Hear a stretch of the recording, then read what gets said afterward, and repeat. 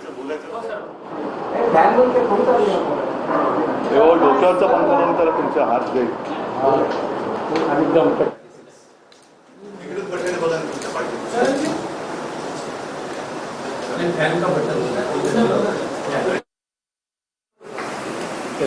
सर्वप्रथम आज पूर्ण राज्यभर हिंदी सक्ती भाषेच्या विरोधात आंदोलन केले गेलं.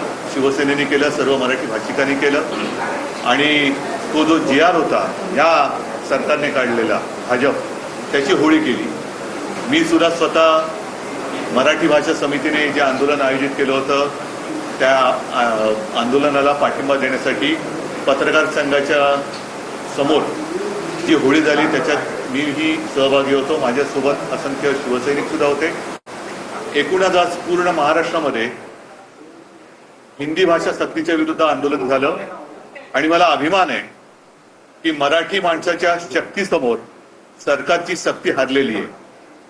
मराठी माणूस एकवटला तर मराठी माणसाची शक्ती ही सरकारच्या सक्तीला हरवून देऊ शकते हे पुन्हा एकदा सिद्ध झालं. अशीच चळवळ संयुक्त महाराष्ट्राच्या वेळेला सुद्धा झाली होती. त्याही वेळेला मराठी माणसांनी तर तेव्हाच आणि आत्ताचं आंदोलनाची तुलना करता नाही येणार, परंतु सगळेजण पक्षभेद विसरून एकत्र झाले आणि त्यावेळेला हा डाव उधळला होता. आजही हा डाव उधळून टाकलेला आहे.